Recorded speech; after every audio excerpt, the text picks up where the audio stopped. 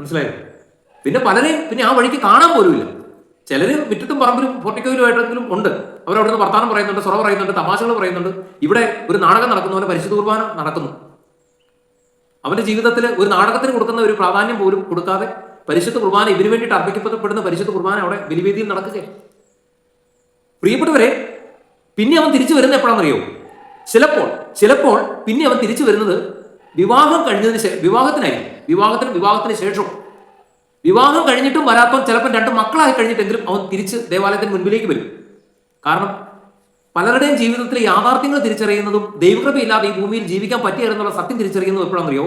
വിവാഹത്തിന് ശേഷവും പിന്നെ 1-2 മക്കളൊക്കെ ആയതിനു ശേഷമാണ്.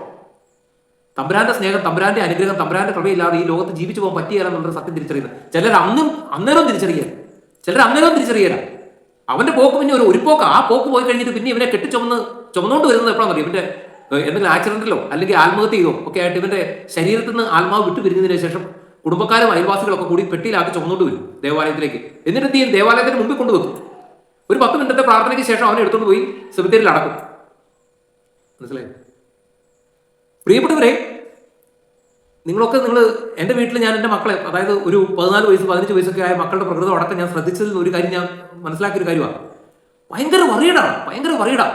മുഖം, ശരീരത്തിൽ നിറം കുറഞ്ഞു പോകുന്നതിലുള്ള വറീഡ്, സൗന്ദര്യത്തിലുള്ള കുറവിലുള്ള വറീഡ്, തലയിലെ മുടിയുടെ ഷേപ്പ്, അതിൻ്റെ അവസ്ഥയിലുള്ള വറീഡ്, ഇങ്ങനെ ഭയങ്കര എന്താ പറയുക, ഉത്കണ്ഠയാണ്.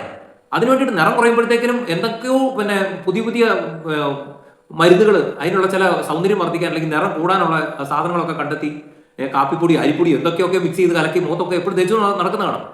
മുടിക്ക് ഇറക്കം കൂടുമ്പോഴത്തേക്കിനും അത് മുറിച്ച് ക്രോപ്പ് ചെയ്തിടുന്നു, അത് പിന്നെ പലതരത്തിൽ ഷാമ്പു ഉപയോഗിക്കുന്നു. അങ്ങനെയൊക്കെ ആയിട്ടും സൗന്ദര്യത്തിന്റെ കുറവിനെ കുറിച്ചുള്ള ഭയങ്കര വറിയ. പല്ല് ഇച്ചിരി പിന്നെ പൊന്തിയിട്ടുണ്ടോ അതിന് കമ്പി ഇടുന്നു, പല്ല് താത്തുന്നു, പല്ലിന് നിറം കുറവുണ്ടോ അത് ക്ലീൻ ചെയ്യാനുള്ള ട്രീറ്റ്മെന്റ് എടുക്കുന്നു. അങ്ങനെ പലതരത്തിലുള്ള സൗന്ദര്യത്തെ ബാധിക്കുന്ന വറിയ. ഇതെല്ലാം അവസാനിപ്പിച്ചിട്ട് ആത്മാവിന്റെ സൗന്ദര്യത്തിന്റെ കുറവിനെ കുറിച്ച് ഇവർ ചിന്തിക്കാൻ തുടങ്ങുന്നത് എപ്പോഴാണെന്ന് അറിയോ? ഒരു 40 വയസ്സ് 45 വയസ്സൊക്കെ കഴിഞ്ഞ് കഴിയുമ്പോഴാണ് ഈ ആത്മാവിന് സൗന്ദര്യം വളരെ കുറഞ്ഞു പോയല്ലോ എന്നുള്ള സത്യത്തെക്കുറിച്ച് ഇവർ ചിന്തിക്കാൻ തുടങ്ങുന്നത്.